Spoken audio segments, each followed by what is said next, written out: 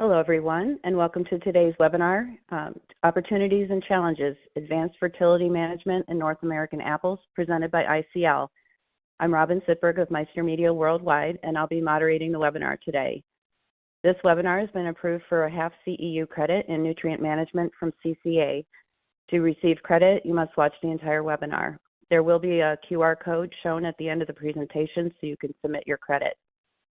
We'll have time for some questions at the end of the webinar. If at any time during the presentation you'd like to ask a question, just type it in the question pane at the lower left panel of your screen and click Submit. You can do this at any time during the webinar and we'll answer questions at the end. Before we begin, I'd like to introduce today's speakers. We have two. Dr. Jason Haegele is ICL's North American Agronomy Lead. In this role, Jason leads ICL's field trial, agronomy training, and technical services programs for the U.S. and Canada. Jason holds BS and MS degrees in agronomy, agricultural engineering, crop physiology from Iowa State University, and a Ph.D. in crop sciences from the University of Illinois. He has more than 15 years of experience in agronomy research, product development, and sales and marketing support. Jason is based in Central Illinois. Our second speaker is Tye Wittenbach, Apple Research Manager and Grower for LTI Ag Research. Tye is a fifth-generation Michigan farmer with a passion for apples.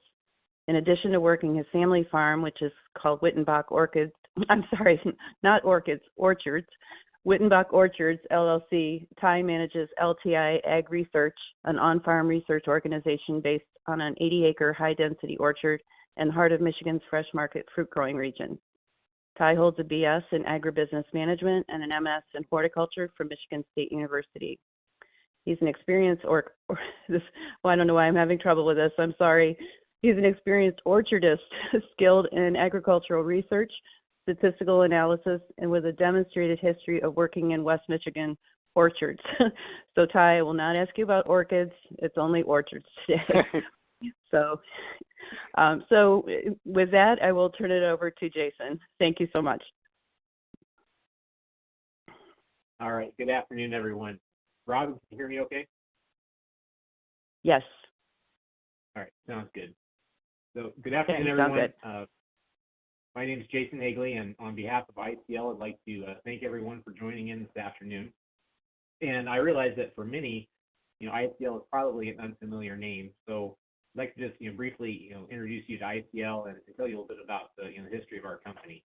I think when you hear an unfamiliar name like ICL, oftentimes, you associate that with a new company. But in fact, ICL is a company that's been around globally now for about 100 years.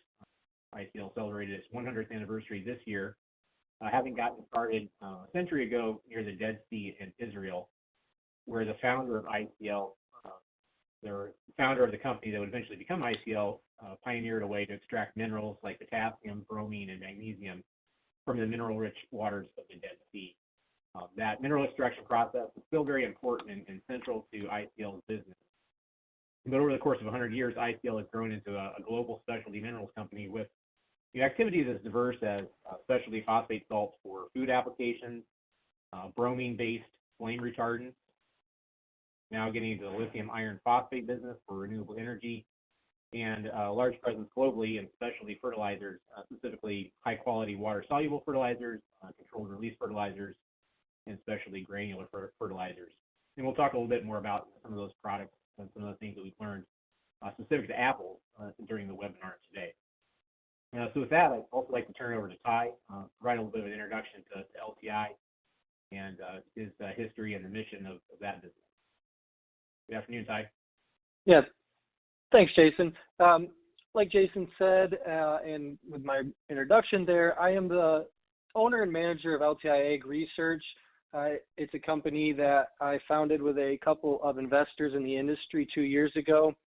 And we saw a need in West Michigan specifically, but I think it's a need in agriculture in general to get more on-farm research, to take the information.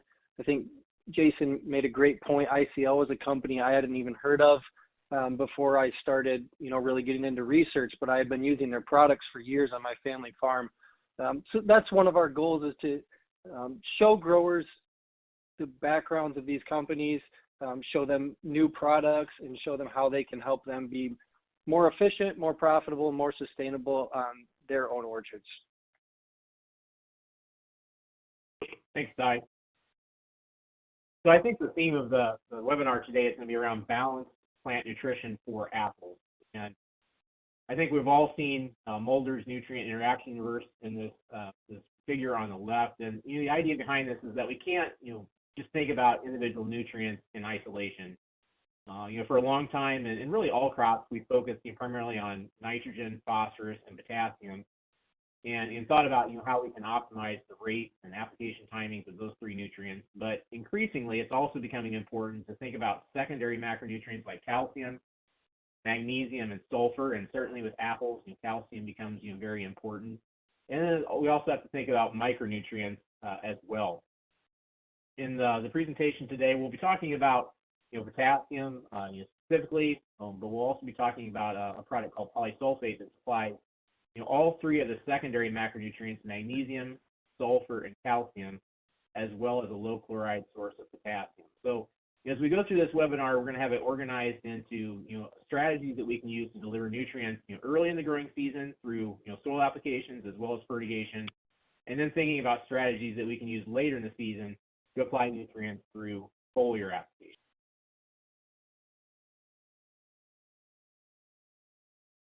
This gives you a little bit of sense of some of the different products and options that ICL can provide for apple growers as well as producers of other crops. Within the United States, we have a specialty agriculture business, and that's what the ICL Growing Solutions business represents and what I'm representing here today. Product lines like Nova, AgriCoat, Agrilution, and Polysulphate, which we'll speak a little bit about. But we also have a very active turf and ornamental business with brands you might recognize like Osmocote and Peter's Professional. Within the ICL Specialty Agriculture portfolio, we have products designed for foliar applications, and we'll be talking about a couple examples of those today, primarily Nova High Peak and Nova Pulse.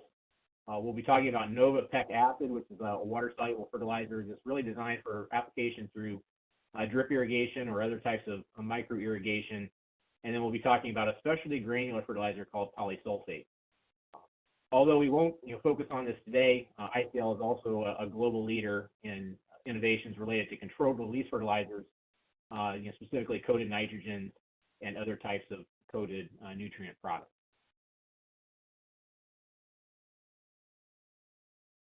So I guess as we get into the conversation today, Tye, I've got a couple of questions for you to kind of kick around. And one is, as you look at the opportunities and the challenges for apple growers in Michigan, and maybe what you're seeing in other parts of the United States as well when you talk to your apple colleagues, what do you see as some of the challenges and opportunities for nutrient management specifically, and how that's changing over time? And as we look at these pictures that are presented in this slide here, and the process of getting a new high-density apple orchard started, what are some of the considerations that you think about in those early years of a high-density orchard to get it into production as quickly as possible, but yet maintain the profitability of that orchard over the long term? Yeah, I think when I think about challenges and opportunities of managing a full system fertility program, like you mentioned, we've come to a lot of progress in not only just looking at NPK, but actually expanding into the essential micronutrients that we now have a further understanding of. So that's been a big growth for the industry in the past, I'd say 10 to 20 years. When I think of the main challenges for myself, if I put my grower hat on and kind of take my researcher hat off, I would say balancing agronomic, economic, and logistical challenges. Everyone would love to be able to apply the absolute best agronomic fertility program that they could, do. They could take the best knowledge in the industry, put it all together, create a beautiful program, whether that's, in my mind would include granular applications, it would include fertigation as well as foliar. But when you start to balance, the economic and logistic concerns of that, it's not possible to do one perfectly. So I think that balance is challenging. The other challenge that I see a little more on the research end, and it's a lot of questions I get from growers in specific, is what is the exact time that these plants need these nutrients? We definitely have an understanding of, different systems and when they need these different nutrients, but I think there's still a lot to learn there. So I do see that as a challenge now, but I think that also becomes a large opportunity for the industry as we have companies such as ICL or any other nutrient-based companies. They're putting the research in, they're wanting to learn more so that they can provide better products for their consumers, and that's going to progress the industry in terms of fertility management. The other big opportunity I see going into the future, and it's already really coming to us, it's just basically when are we going to start adopting this technology, is things like variable rate spreading, something that we've been doing for many years in row crops, things like corn and soybeans and other row crops across the country. But especially to West Michigan, that's a fairly new concept in orchards, but it's something that we can take full advantage of now that we're grid sampling our soil instead of, just kind of looking at how much a crop removed the previous year and saying we're going to feed that back. So we're progressing there. And then another technology advancement is understanding the dissolution curves of these granular products. If we know we need this certain nutrient a month from now, okay, based on our historic weather, how does that work? So we can use things like weather tracking, which I wouldn't say is advanced technology, but now we're getting into soil moisture probes, and we can understand, okay, if that granular gets down this soil and we get a few inches of rain with the moisture we have in the soil right now, we know it's going to be uptaken in a month. So that's kind of the challenges and opportunities that I see in the industry in general. As I start to think more about high density, my number one thing for telling someone of how to get off the ground and really get a solid system in place is it has to start with healthy soil. I see a lot of people, I'm sure I've been one who's done this, where we want to kind of get a jump. We take an old block out, and that's typically what we're doing here in West Michigan, is taking out an old low density block of mostly processed apples and switching them over to high density systems. And we want to do that in 1 year, take them out, put them in. But what I really would suggest to growers is take those out, get a cover crop on, and that cover crop might need to be there for 3 or 4 years. Get a rotation out of those apples, get the soil built back to where you need it to be, because I see far too often people who kind of jump the gun on that, and they're looking 2-3 years after planting and they're not seeing the growth that they want to see. There's variability throughout the block, and if they would have started with healthy soil to begin with, that would have alleviated a lot of their headaches, I would say. Thanks for those insights, Jason. Does that answer your questions on that, or it does? And there's one thing you brought up there. This idea of adopting technologies or approaches that might have been already common in other cropping systems, like the use of variable rate spreading in row crops, and then applying that to apples. I think another potential technology that's relatively new to your area in Michigan is the adoption of irrigation or fertigation.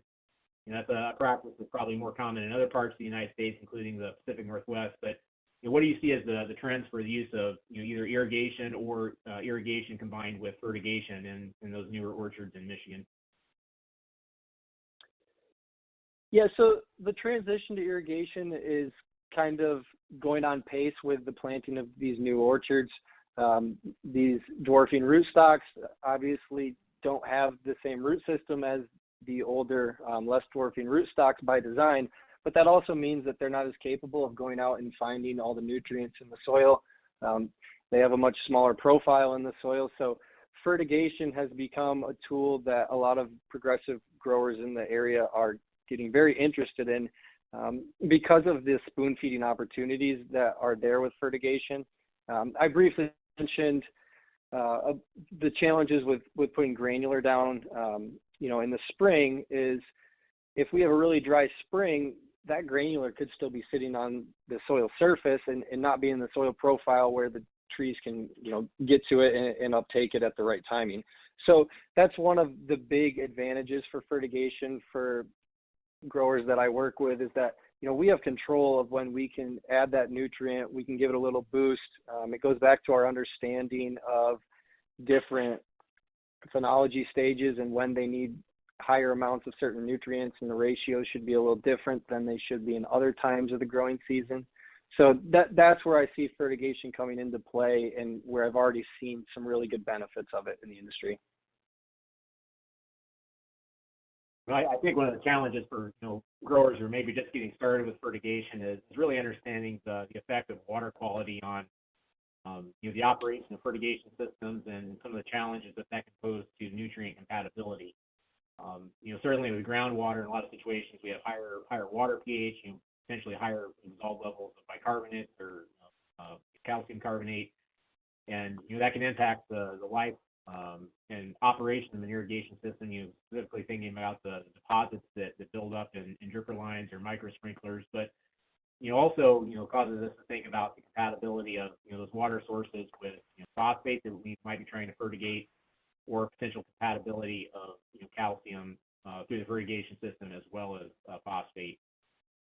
Looking at these slides, a couple of quick things to point out here is that when we have that buildup in dripper lines or irrigation lines, if that's not addressed, over time that can lead to variability in how much water is being produced per or put out per emitter. So we get that variability in water availability, and in turn the variability associated with the nutrients that are being delivered through that water stream. So one of the first trials that we wanted to highlight or talk about is this trial evaluating ICL's Nova PeKacid on non-bearing Fuji apples. And just as a little bit of background on PeKacid, this is a water-soluble fertilizer that was developed in Israel as an acidic source of phosphorus and potassium for drip irrigated or micro irrigation systems, particularly in desert agriculture where high pH, high bicarbonate type water sources are common. This nutrient source has an analysis of 0, 60, 20, and when in solution has a very low pH. So for example, a 1% solution of Nova PeKacid would have a pH of approximately 2.2, which helps us to clean out those irrigation lines, but also ensures the compatibility of phosphate with calcium if those are being fertigated in tandem. So Tye, maybe I'll leave it to you to talk a little bit about the rationale behind this trial and why you were initially interested in looking at this product as a fertigated nutrient on these apple trees. I believe we've been kind of pursuing this trial now for 2 or 3 years as you're establishing this orchard, but what are some of the types of things that you were hoping to see or looking for in you using this type of approach to get a new orchard started?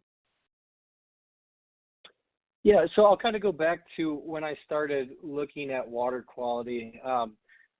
So I grew up on an orchard that's on very sandy ground, so I was exposed to irrigation in orchards probably earlier than most growers in West Michigan.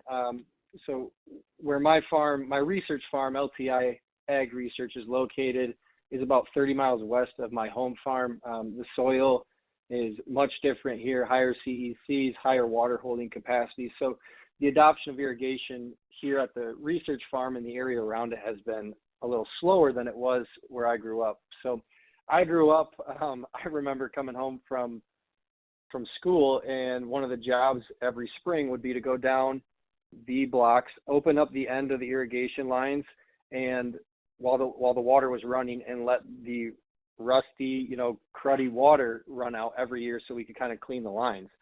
That was really before anybody was starting to look into water quality in the area for apples specifically. So we didn't even have a true understanding of why that was happening. We just called it rusty water. So kind of fast forward to some internships I had during college, I started working on, okay, let's understand this water quality a little more. You know, we're spending a good amount as growers to install these systems and to make our trees healthier, but if we're putting on bad water, are we really helping the trees out? So we started doing some work with sulfuric acid, which anyone who's done any water quality treatment probably just cringed a little bit because there's some side effects and downfalls of using sulfuric acid over time. But it was just kind of the quickest way in the door for us to start looking at controlling these bicarbonates.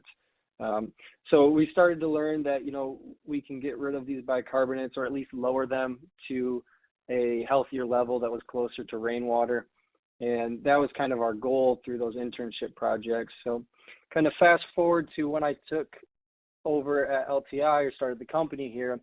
And one of the things I really wanted to do was create a trial for fertigation that started when the trees went in the ground, and it followed them through, you know, 8-10 years. All the other fertigation trials that I had seen done on any farms in the area were only, you know, 1 or 2 years. So it didn't really give you the opportunity to see what these products can do, how controlling your water quality and making it a higher quality water over a long period of time can really help the orchard's health. So that was kind of my goal in creating this trial. And we set it up where we were minimizing as many variables as possible. So the same block, we are replicating it within the same soil texture zones based on the soil maps so that we would have less variability there. And the reason I was really curious about PeKacid was it had the ability to do exactly what the sulfuric was doing in terms of neutralizing bicarbonates, but it also gave us some nutritional additives where the sulfuric, you know, it didn't have much nutritional value.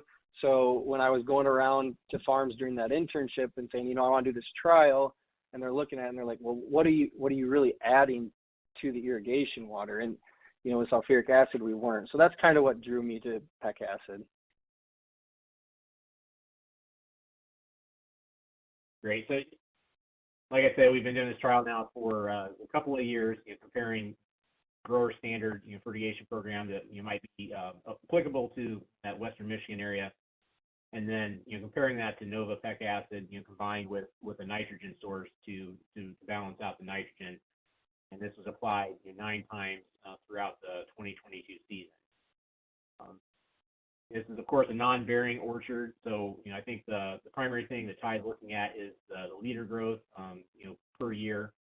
You know, focusing on the 2022 trial data here, you know, we see that, you know, simply irrigating the plots, you had a large effect on that leader growth of about 3.5 inches over the control that received no irrigation. And then we saw you know, slight numerical increase from the grower standard fertigation practice.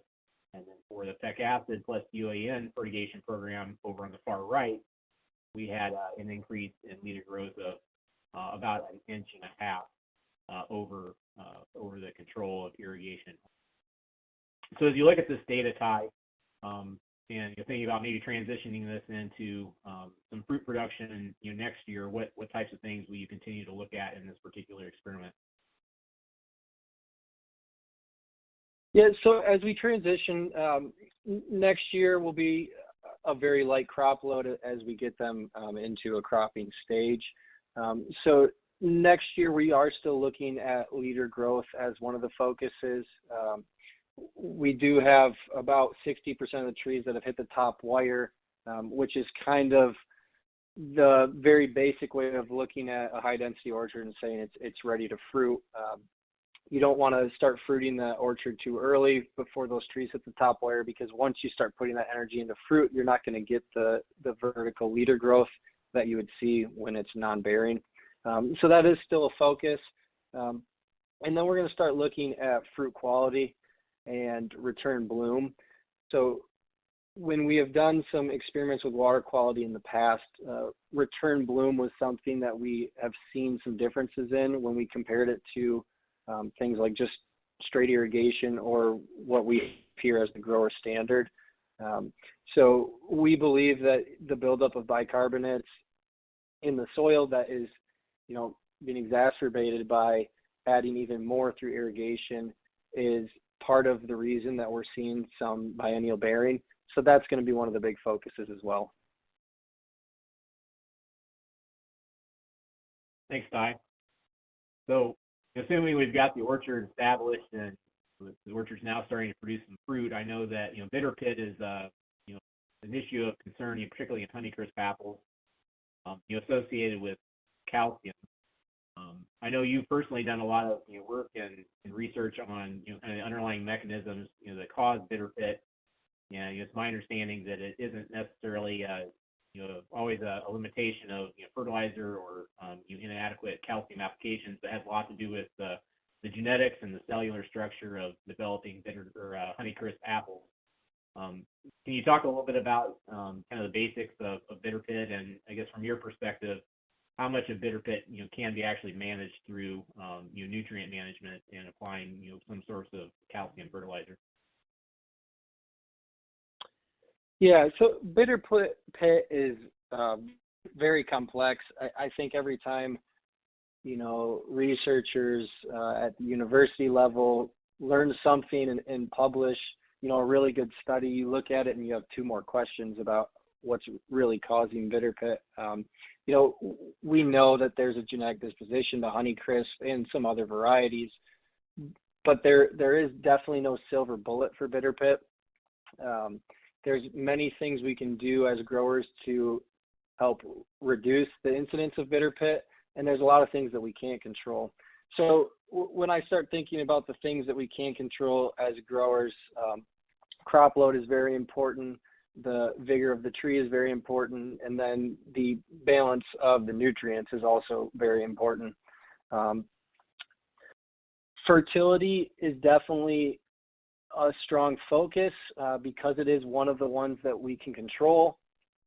And I think that fertility for bitter pit needs to start from the ground up. I think if we start to rely on foliar calcium sprays, we're trying to put a Band-Aid over a bullet hole at that point. A lot of times you'll start seeing very early development of bitter pit and think, okay, if I ramp up my foliar calcium sprays, I might have a chance. But at that point, it's too late. So by getting that ground really good and balanced, having good base saturations of calcium in ratios to all your other cations, I think it's a very good way to help reduce bitter pit. But like I said, it's not going to be the silver bullet.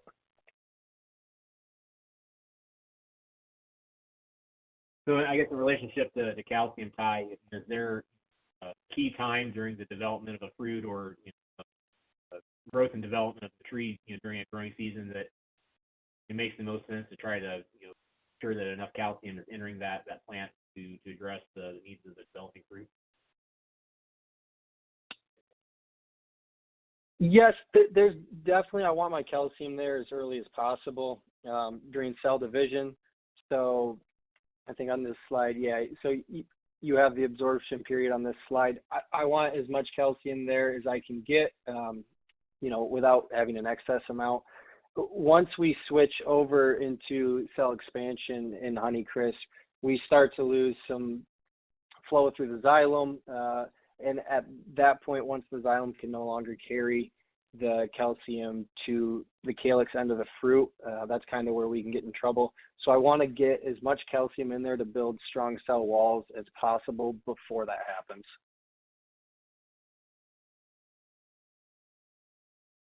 I think you made a comment about not over relying on foliar applications, and I think that's true of a lot of crops. And my personal philosophy is that regardless of the nutrient, it's eventually probably some type of combination approach where we use soil applied nutrition as the foundation or the base for continued uptake of these nutrients throughout the growing season, and then we use other approaches like tissue sampling and the foliar applications to fine tune or optimize that plant nutrition throughout the growing season. Definitely as we think about secondary macronutrients, not just calcium but also magnesium and sulfur, there are a number of potential soil applied nutrient sources to supply these secondary macronutrients. And we think about calcium specifically, calcium nitrate, calcium ammonium nitrate are used in a variety of crops as a soil application or even through irrigation potentially. Calcium sulfate, also known as gypsum, is a common source of calcium. But when we think about calcium specifically, I think it really comes down to the solubility and the dissolution curve of the granular source that you're using, and when you can expect that calcium to be available. One of the products we're going to talk about briefly here this afternoon is Polysulphate, an ICL product, and Polysulphate is unique among these soil applied sources of secondary macronutrients, and that it contains all three secondary macronutrients: calcium, sulfur, and magnesium. So thinking about those nutrients in addition to potassium, Polysulphate is a multi-nutrient source that contains these four nutrients: potassium, calcium, sulfur, and magnesium. And for the mineral elements, the calcium, magnesium, and the potassium, they're all present in sulfate form. So from an agronomic perspective, that's great because they're all readily available to the crop once they're solubilized from the granule. But as we'll show in a minute, the other unique characteristic of Polysulphate is that that dissolution or that solubility of the granule is gradual or sustained over time, so that we have that continued release and availability of nutrients for plant uptake throughout the growing season. It's also important to point out that as a potassium source, Polysulphate is a low chloride source of potassium, having on average about 2.5% chloride. To put that in perspective, potash or potassium chloride is anywhere between 45 and 48% chloride. So, for some crops where we may not want that high load of chloride, Polysulphate is a good option to consider as a source of potassium or to supplement some of the potassium that crop needs. What is Polysulphate? It's a natural mineral. So, like a lot of other fertilizer products, it's mined from the ground. It's naturally occurring as a mineral. The mineral itself is called polyhalite. Polysulphate is ICL's brand name or product name for this particular product or fertilizer source. Currently, there's one mine in the world that produces polyhalite, and that's ICL's mine in Boldy, England. In the picture on the left, that water that you see in the background is the North Sea. So this mine is immediately adjacent to the North Sea, and the mine shafts are actually out underneath the North Sea. The mine shaft goes down about 3/4 of a mile and then out many, many miles underneath the North Sea to extract polyhalite, but also potash and rock salt have been extracted from this mine over its history. This product is mined, it's crushed, it's screened, and it's shipped worldwide. So, like some other fertilizer products that are mined, like phosphates as an example, there's no chemical processes involved, which helps to reduce costs and the environmental impact of Polysulphate as well. One of the points that I brought up here a minute ago was that all of the nutrients, the potassium, the calcium, the magnesium, are in the sulfate form, but they're not immediately released from the granule. This granule solubilizes slowly over time to make these nutrients available to the soil and in turn the crop. As we look at this graph on the right, this is looking at sulfur uptake or sulfur release from the granule to illustrate that point. As we look at this graph, the curve labeled number 1, so that's a blue line with a 1 on it, is the typical sulfate release from ammonium sulfate or potassium sulfate. So if you've ever used these types of products, once the granules are exposed to moisture and start to solubilize, that sulfur enters the soil and it's immediately available for plant uptake. The challenge with that, from a sulfur perspective, is that if that nutrition is applied at the wrong time during the growing season, or if we get a lot of rainfall, particularly in a coarse soil texture, we can lose that sulfate rather rapidly, having less return on investment for the grower. Also in this graph, the straight line at the bottom is the sulfate released from calcium sulfate or gypsum. So, calcium sulfate or gypsum is a great product for supplying either calcium or sulfur, but it takes time. It takes time for those gypsum granules to break down and release their nutrients.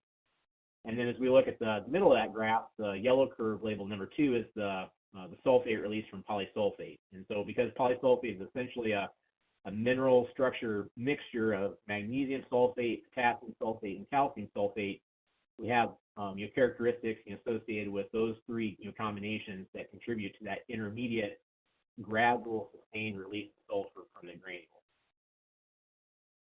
As it relates to apples, and maybe more importantly, thinking about calcium release at the bottom, polysulphate versus gypsum. This is a bit of an apples and oranges comparison. We've got different calcium analyses in the two products. We've got different application rates. But the point is that even though polysulphate applies at a lower rate and having a lower analysis of calcium, it releases that calcium quicker during the growing season, which can be important for making sure that calcium coincides with key times when the plant needs it.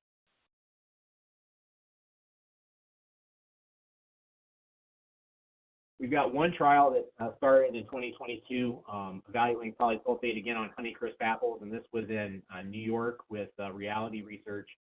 And kind of the background on this particular trial is that it's a commercial orchard. The orchard was entering fifth leaf in 2022, and so far in the life of this orchard, the grower was struggling with some yield and potentially some quality issues.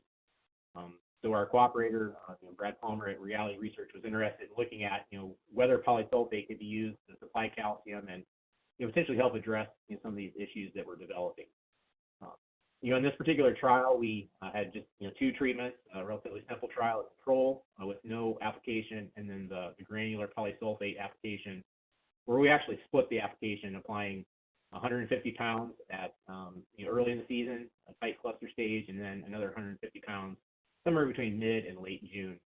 And there below the table, you see the amount of nutrition, the potassium, the sulfur, calcium, and magnesium that each of those applications supplies.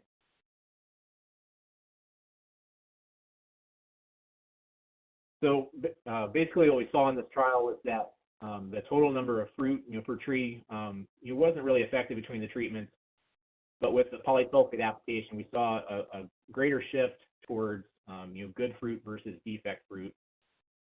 And in turn, when we correlate that to average dollars per acre, based on the potential sale price of different grades of apples in this particular trial, we saw about a $800 to almost $900 increase from using polysulphate versus the control.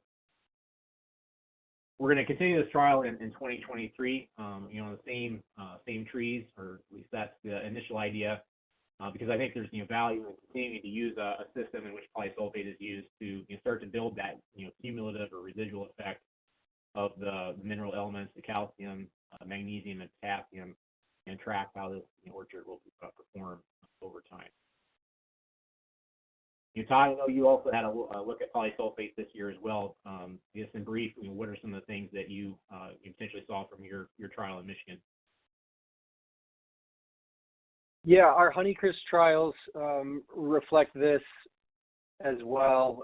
Didn't see as much of a yield bump in Honeycrisp as we saw in Gala and Fuji, but we did see higher quality fruit. The block we did it on had quite a bit of bitter pit this year, so it was pretty clear that there was a differentiation between the treatment and the untreated.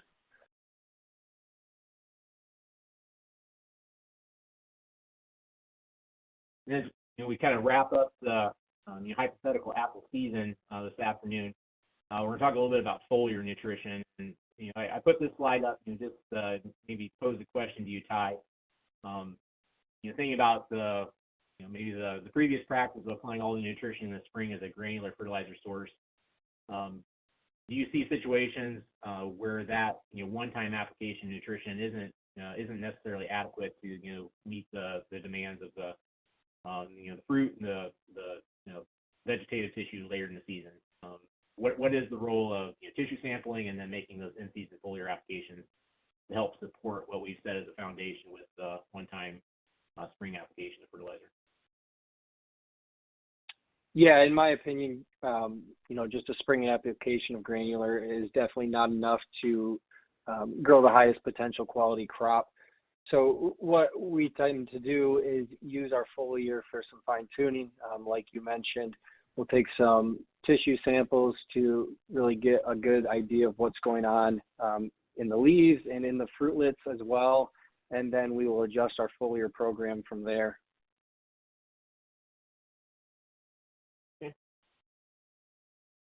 So next, we're going to talk about two different foliar trials that we did at LTI in 2022. This first trial is evaluating a product called Nova Pulse. And so a little bit of background or history on this product. Some of you may have heard of a product called Pro Aqua Pulse that was sold in the United States several years ago through Compass Minerals. In 2021, ICL acquired that particular part of Compass Minerals and that product portfolio. And we are in the process of bringing some of these products back to the North American market in 2023 under ICL's Nova brand. So we'll be calling it Nova Pulse. And for this particular product, it contains several micronutrients and trace elements, particularly cobalt, nickel, molybdenum, and zinc.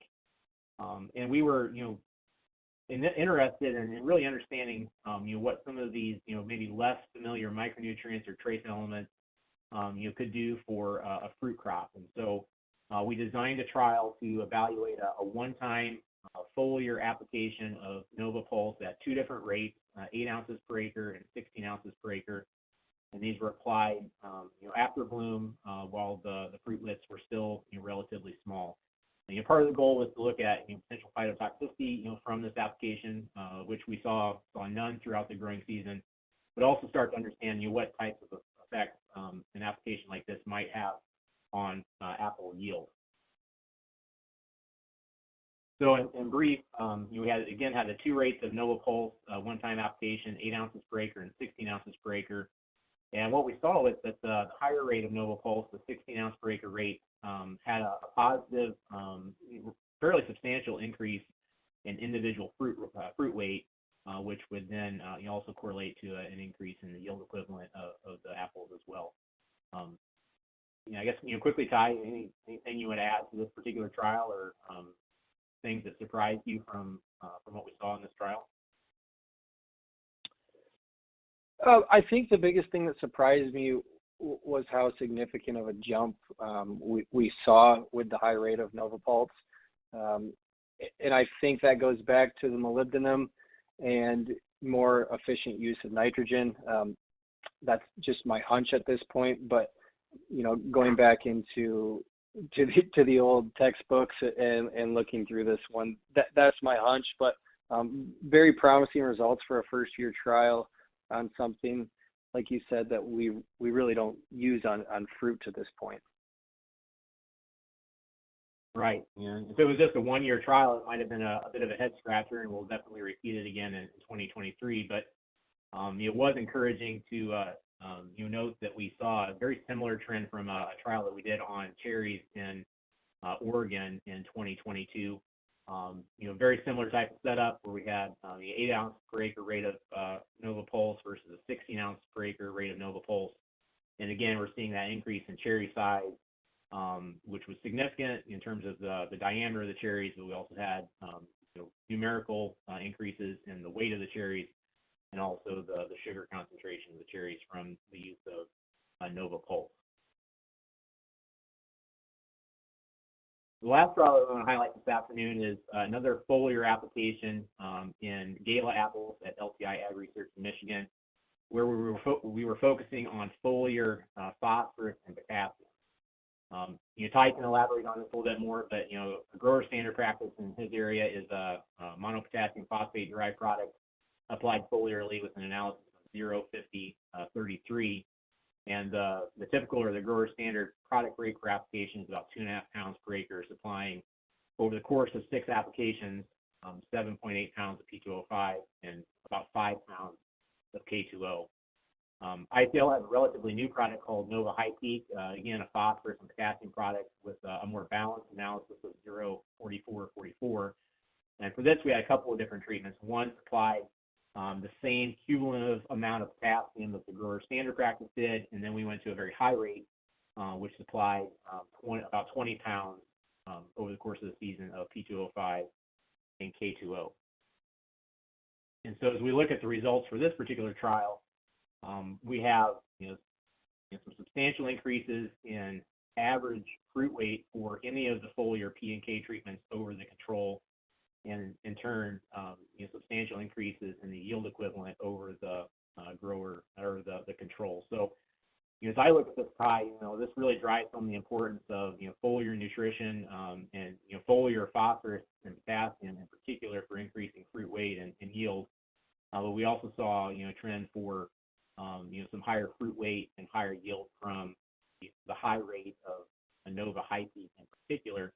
And so we'll be following up on that again in 2023 to understand really what the optimal rate of Nova High Peak is. It may not be that high rate that we use in this trial. It could be something less than that, which would make it more more economically sustainable, perhaps.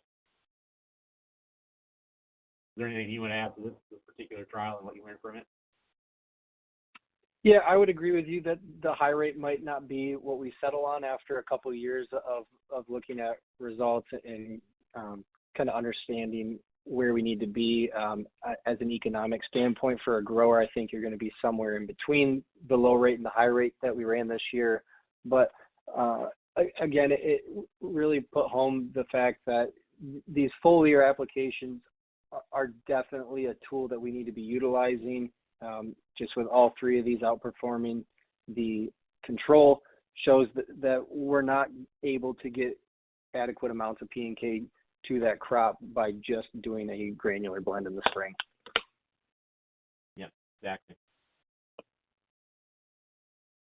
All right. So in conclusion, we've talked about a number of different things this afternoon, really around this theme of balanced nutrition and approaching balanced nutrition from the perspective of not just nitrogen, phosphorus, and potassium, but also thinking about calcium and micronutrients as well, and maybe applying these nutrients in different ways, to coincide with optimal timing during the growing season, whether that's through fertigation approaches or through foliar approaches. We've talked about Nova PeKacid as part of that season-long fertigation approach. Polysulphate is a different way to supply calcium to the roots, and then finally a couple of different foliar approaches through either Nova Pulse and Nova High Peak.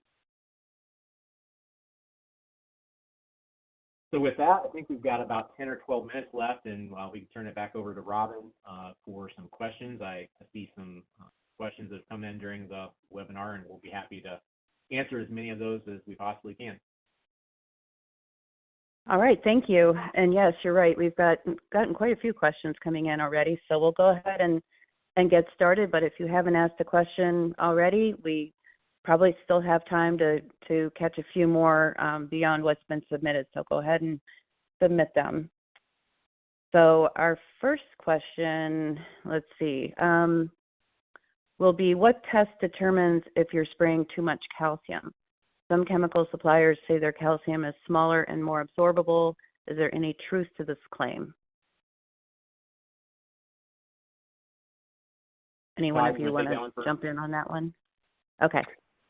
Yeah, so first part of that question, what test determines if you're spraying too much calcium? I would lean on tissue samples there. The important thing with Honeycrisp is to take a leaf sample and a fruitlet sample, because we will see very different levels of calcium. We might see excess levels of calcium in the leaves, but not in the fruitlets. That usually signals to me that we're having some type of xylem breakdown, like I mentioned earlier in the talk, and that's not being able to get translocated to the fruit. At that point is when I kind of say the battle for that year has probably been lost in terms of getting more calcium into the fruit, because we don't see the absorption through the skin of the fruit that we see in the leaf tissue. Second part of that question, some chemical suppliers say their calcium is smaller and more absorbable. Is there any truth to this? There are definitely better calciums than others. I'm not an expert on those. Maybe Jason would have something to add to that. I think with any calcium source dye, it comes down to the mobility of the plant. There's calcium has some challenges with flow and mobility.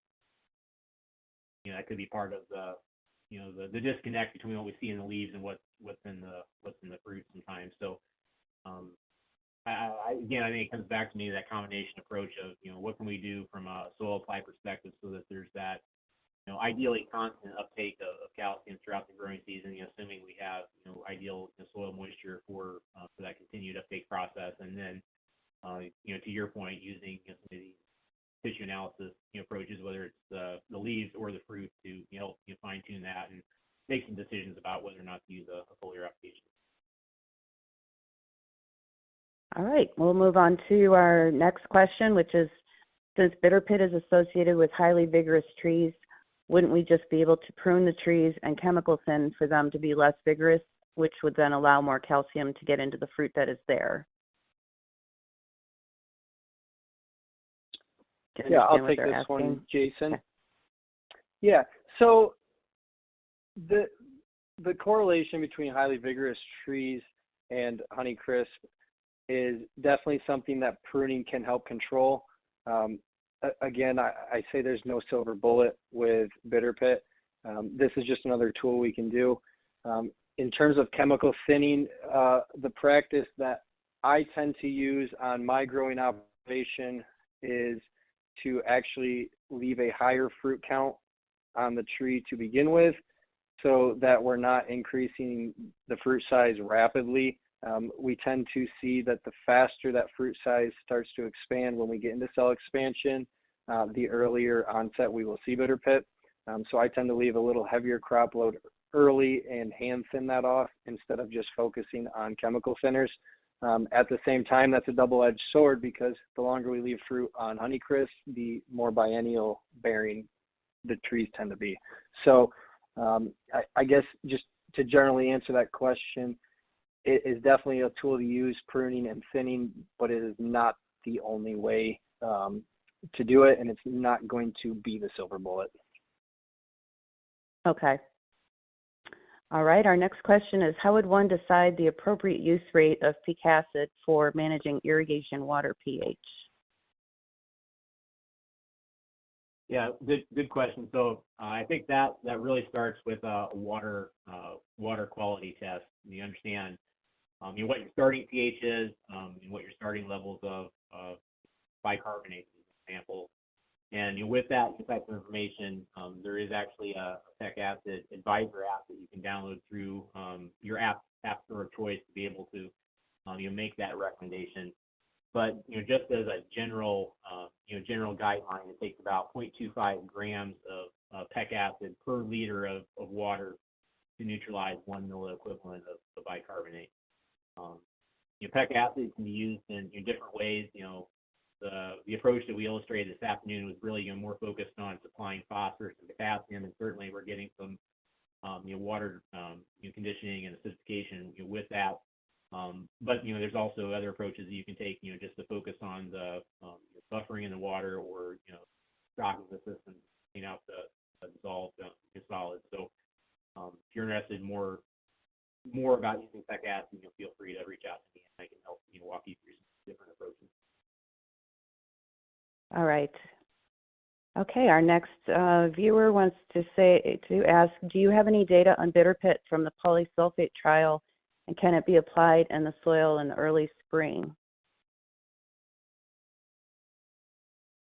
So the first part of that question, the bitter pit data, no, we do not at this point, but we will be continuing that trial, and hopefully see some positive effects on bitter pit in coming years. As far as the application timing, Polysulphate is very flexible in its application timing due to that gradual sustained release profile. In this particular trial that I highlighted this afternoon, we had the 2 applications. Part of that was in the spring, around bloom, and then another part during the middle of the growing season. But certainly you could apply more or all of that in the spring or before bloom.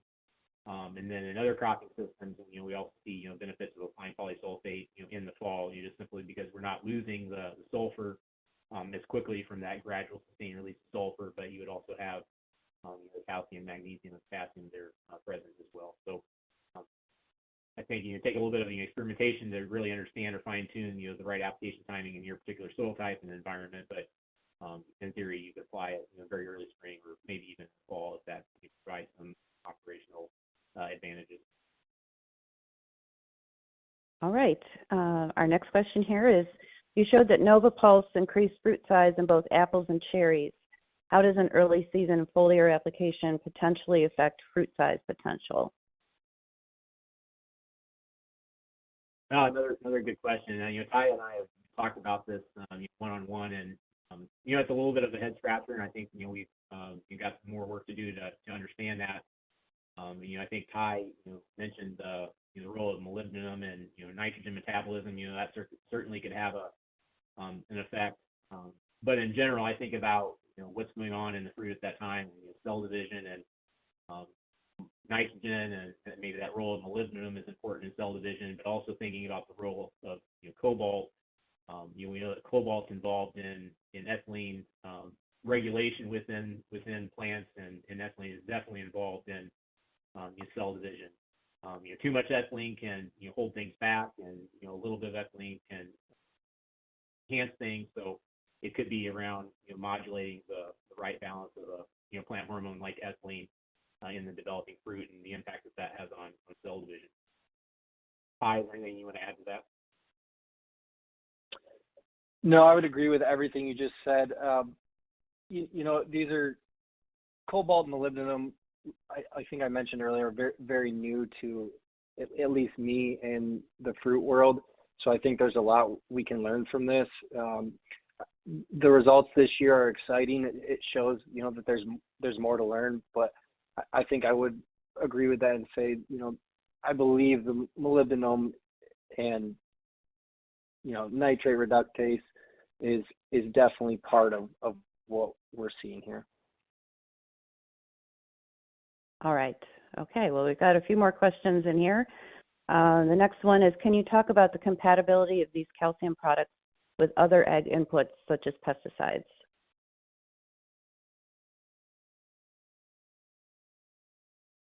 I think what I would say is that you should always test compatibility ahead of time. And I think that's kind of the cliche response of an agronomist, is to do a jar test ahead of time. But thinking about pesticides, they can have potentially phosphates that are involved in formulation. The pH of pesticides can vary, and it's those two things that often influence the compatibility with calcium. It's presence of phosphate and also the pH. And I think about PeKacid as an example, and what we see with the compatibility that provides for calcium. It's really about the pH and lowering that pH. When we have a lower pH, we can have greater compatibility between calcium and phosphate, but as that pH increases, we form calcium phosphate, and that's what we see as a precipitate that causes issues in the irrigation line. But you think about that occurring in a spray tank, you could also have similar issues. Tye, anything that you can add to that? Yeah, I would agree with your cliche answer, but that's what I do as not being an expert in that, is I check with my agronomist. There's plenty of foliar calcium sprays that I am able to tank mix with certain products, and there's also a list of products I cannot tank mix. So anytime you're doing a foliar calcium that's not just a standalone application, just double check with the people that know the best and go from there. All right. Okay. Well, we've got time for just one more question here. I will remind you if there's, I know there's some questions here we haven't been able to get to, and Jason and Tye can connect with you after the webinar or in the next few days.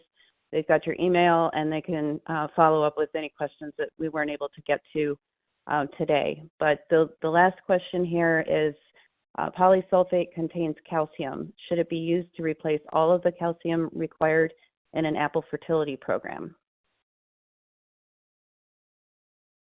Yeah, my short answer is no.